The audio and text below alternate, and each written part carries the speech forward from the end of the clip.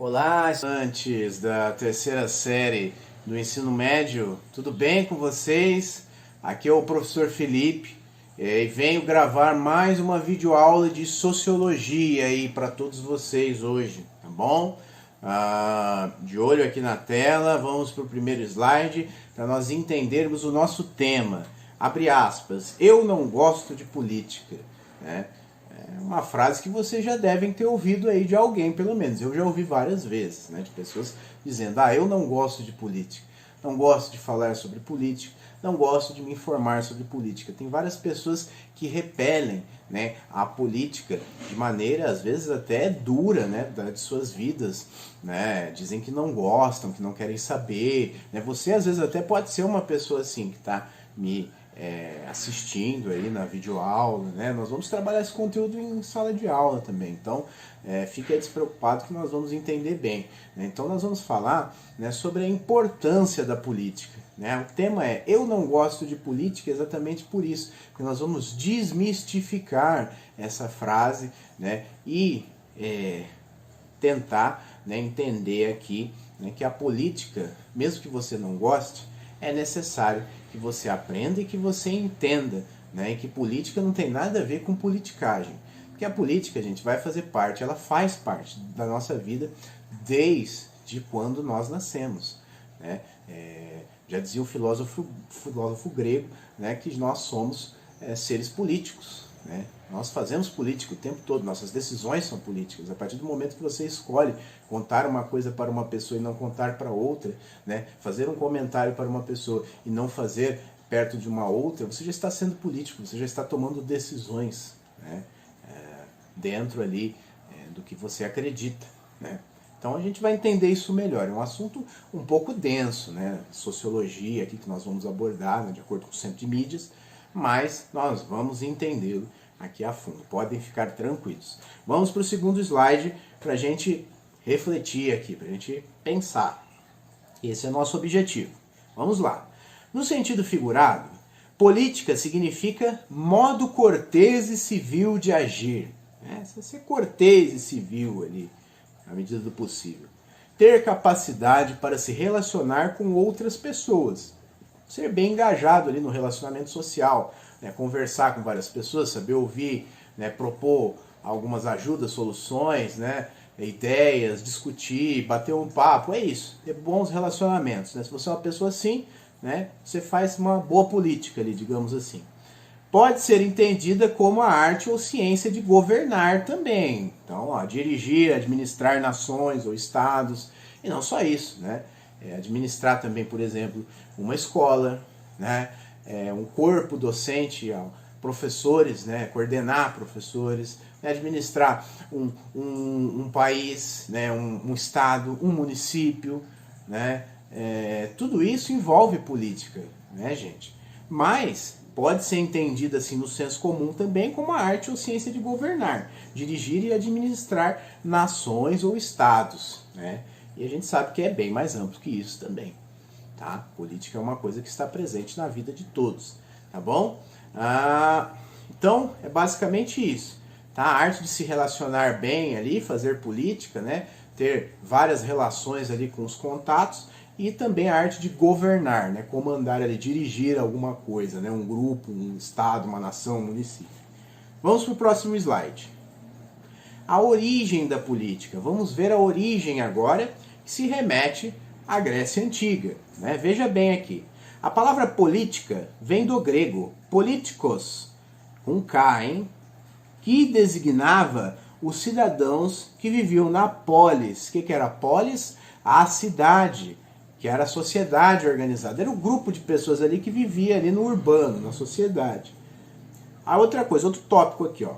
Onde quer que haja duas ou mais pessoas, haverá a necessidade de definir regras de convivência, limites de ação e deveres comuns.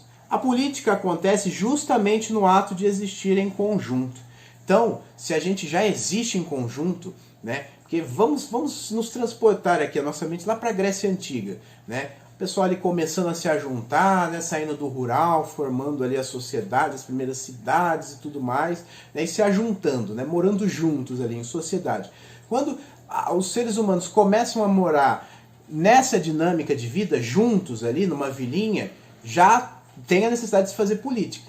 Que alguém precisa administrar ali as coisas, governar, né? Um corpo ali administrativo, né? Ou cada morador precisa ter uma função, enfim, do jeito que for. Né? Mas as pessoas têm que administrar ali o ambiente que todo mundo vive em conjunto, afinal todos vivem ali num coletivo, então a política já nasce ali, então ela nasce na Grécia Antiga ali com a formação, né, das primeiras cidades, né, civilizações, cidades ali gregas, né, e com a origem da própria palavra, né, e o pessoal começou a pensar e olha, isso também a gente pode escrever, teorizar sobre a política, porque ela nasce, né, junto com a sociedade, né? Há necessidade, entende, gente? Se a gente mora junto, a gente precisa de um governo, né, para determinar o que a gente vai fazer, né? A rua cuidar do público, tipo de calçamento público, de rua, de sistema de água, de sistema de luz, de segurança, né? De trânsito, se tiver veículo. Então, tem que ter uma administração. Então, a política já nasce aí quando a gente se reúne para morar, né? Então não tem como fugir da política. Por mais que você fale, eu não gosto de política, sua vida é política, você é um ser político, né? Então nós temos que remeter o nosso pensamento à Grécia Antiga também para entender isso. Lembra da palavra políticos, com K, hein? Que é a origem da palavra política, que quer dizer ali o governo, né? Para os cidadãos, que designavam o governo dos cidadãos que viviam ali na polis, na cidade, tá? Vamos para o próximo slide. O cientista político. É muito importante a gente entender isso. Nós estamos falando da importância da política, da origem, né? Nós falamos aqui do resumo do que significa política, da origem, né, da palavra na Grécia Antiga. E agora a gente vai entender, conhecer o profissional da política, que existe, né? A política é uma profissão também, né? Existem cursos, né, graduações, faculdades voltadas para esse tipo de trabalho também. E o cientista político, olha só, o cientista político pode trabalhar em prefeituras, que no caso aqui em cima na foto à direita é a prefeitura de Ribeirão Preto, tá? Essa aqui é a prefeitura de Ribeirão. Então ele pode trabalhar em prefeituras, partidos políticos, órgãos governamentais e sindicatos, tá? Pode trabalhar no governo, no município, no estado, no federal, tudo, em Brasília, em Ribeirão, lá na capital, em São Paulo, né, do nosso estado. Então ele pode ir para qualquer lugar, tá? Dependendo do que ele conseguir. Pode atuar como consultor no planejamento e no marketing de campanhas, como assessor de parlamentares ou analista político. Então ele pode planejar a campanha, desenvolver, ajudar, auxiliar, né, assessorar, pode ser um assessor do político, planejar ali a campanha dele e depois a gestão dele, acompanhá-lo para assessorá-lo, ajudá-lo, né, porque o político ele precisa ter contatos, ter um assessor, né, que faça os intermédios, né, com, sei lá, com líderes da comunidade, né, com empresários, com artistas, né, enfim, com uma infinidade de pessoas. Então o político só não dá conta, ele tem que ter uns secretários ali para ajudar ele, para fazer a parte também das reuniões, preencher papelada e tudo mais, né? Então isso é uma profissão. E o cientista político também ele analisa, né? Ele pode ser entrevistas, né? Ele escreve livros, né? Ele pesquisa, escreve artigos científicos. O cientista político também é um pesquisador, né? Ele também é um acadêmico, né? Existem várias pós-graduações, mestrados, doutorados voltados para a política.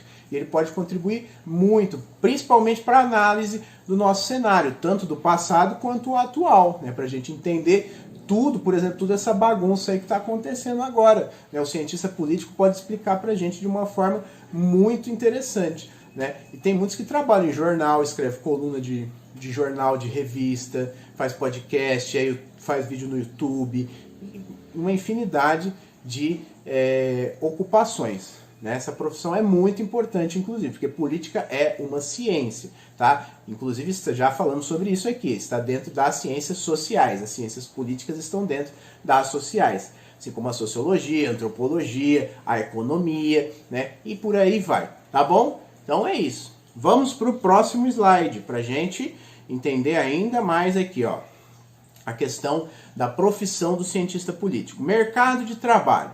O mercado de trabalho é bem amplo, com oportunidades nos 3 poderes, e em outros órgãos, como prefeituras, o que pode tornar a administração mais profissional, né? Então, pode arrumar, como a gente já disse, emprego nos 3 poderes, no municipal, no estadual, no federal e também, perdão, no legislativo, no executivo e no judiciário, tá? Nos 3 poderes, no executivo, legislativo e judiciário, tá? E em qualquer esfera, municipal, estadual, federal, né? E em prefeituras também, para tornar a administração mais profissional, mais científica. Imagina você ter um cientista político ali na sua prefeitura te auxiliando a administrar, né, a lidar com as questões do município. É muito rico isso. Não só na prefeitura, no estado, né, no governo do estado, no governo federal, enfim, como ministro. Temos que ter pessoas capacitadas, né, para fazer essas coisas. Em períodos de eleição, as oportunidades aumentam, né? O mercado de trabalho aí tem mais oportunidades para a pessoa que é voltada para as universidades, para os cursos, né?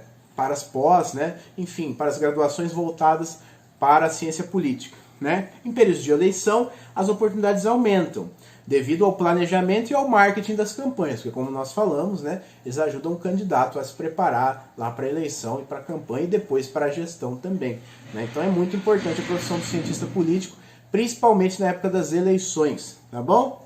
Vamos para o próximo slide.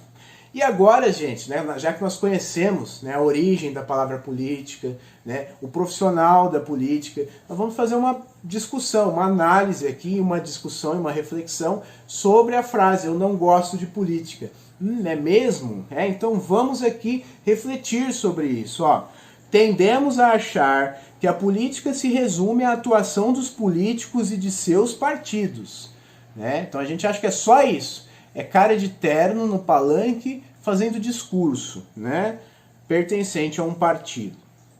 Essa atuação, por sua vez, chega até nós muitas vezes por meio de escândalos de corrupção divulgados pela imprensa, principalmente.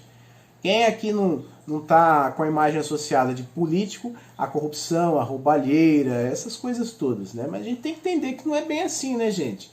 Existem pessoas corruptas, mas existem pessoas honestas também. Em todos os âmbitos, todas as profissões, religiões, né, ou não religiões, enfim, em todo lugar. Existe pessoas que são mais honestas, pessoas que são mais corruptas. Isso não quer dizer que a política seja uma exclusividade dessa área, dessas questões, tá bom? Mas muitas vezes a imagem da política já chega corrompida pra gente, né, nessas questões. Dessa forma, a palavra passa a ser associada a uma prática negativa e chega a ganhar uma variação, olha só, né? Teve que criar uma variação aí para poder diferenciar isso aí.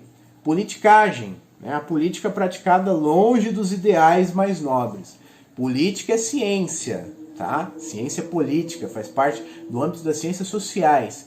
Agora, politicagem é uma palavra do popular aí, que quer dizer, né, relações erradas, corruptas, né, malandras, utilizando o nome da política. Não tem nada a ver com política, né? Eles utilizam, abusam, né, da ciência política para fazer politicagem, né, para corromper as pessoas, né? Os políticos, por consequência, acompanha comigo no slide, os políticos, por consequência, são vistos como indivíduos interessados apenas em se aproveitar dos recursos públicos, encher o bolso, né, gente? Essa concepção gera vários efeitos prejudiciais.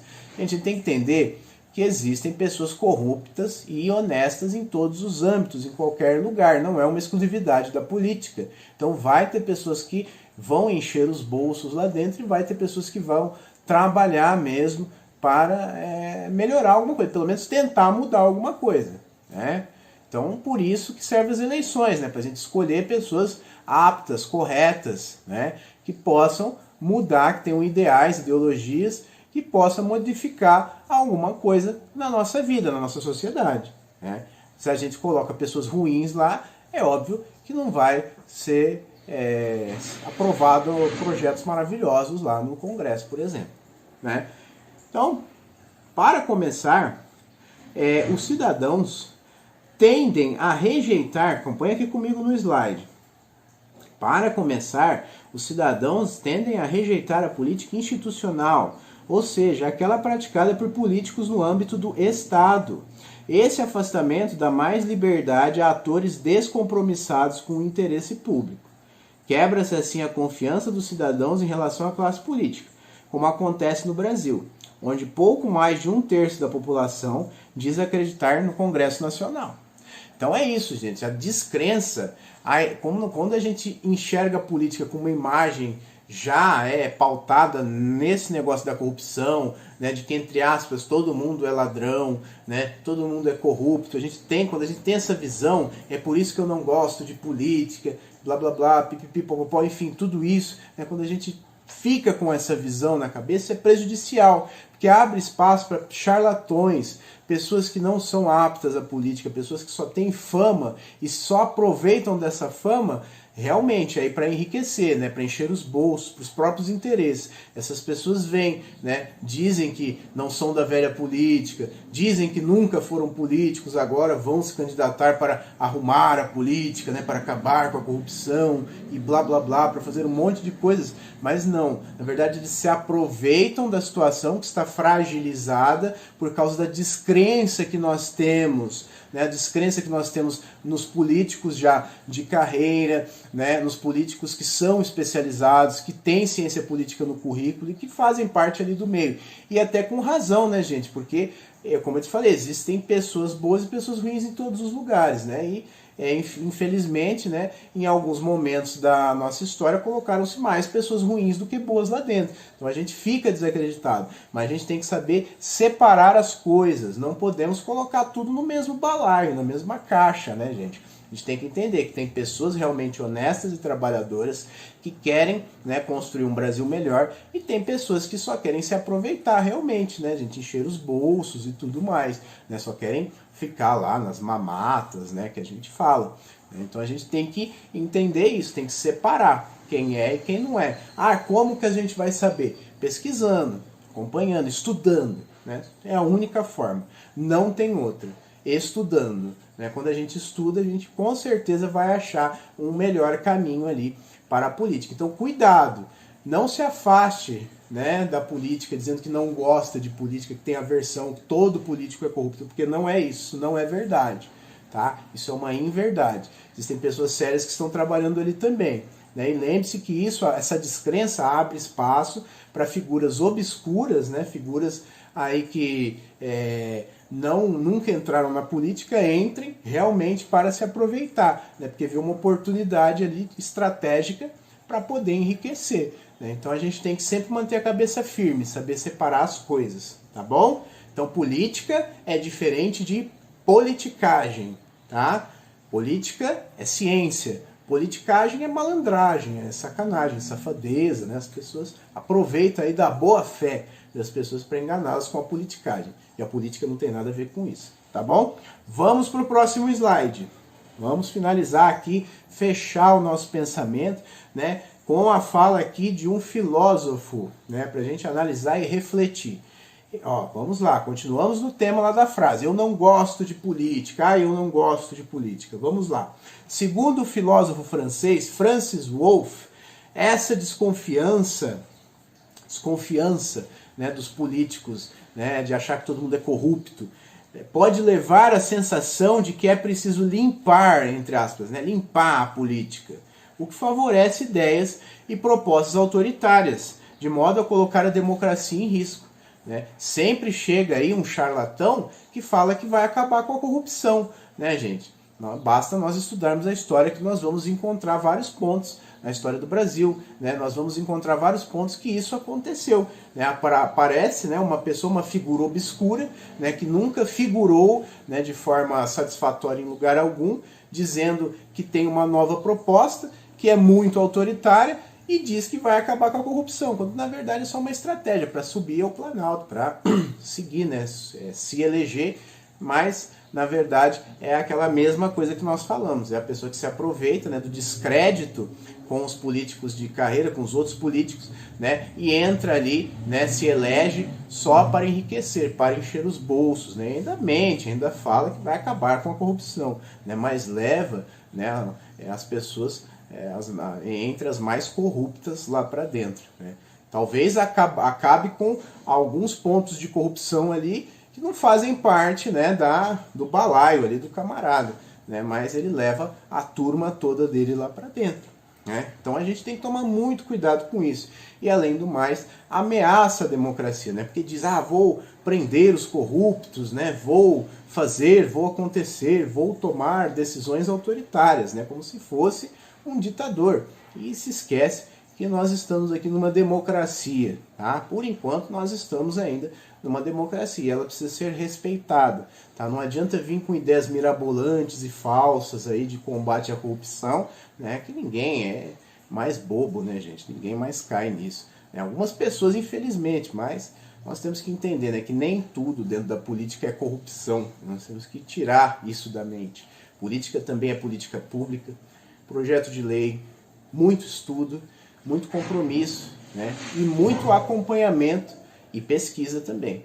Não adianta também a gente só reclamar e não acompanhar nada, não lembrar nem em quem a gente votou na eleição passada. Tá? Então vamos continuar aqui. A rejeição à política também afasta os cidadãos dos partidos políticos. Né? O pessoal tem aversão a falar de partidos aí. Porque o partido do fulano, o partido do ciclano, o pessoal tem até medo de tocar no assunto. O problema disso é que os partidos são uma das ferramentas mais importantes de participação na política. Com maior participação popular, eles podem representar melhor os interesses da sociedade e têm uma fonte de recursos que diminui sua dependência em relação aos recursos públicos, sejam aqueles obtidos de forma legal ou, nos piores casos, por meio da corrupção. Né?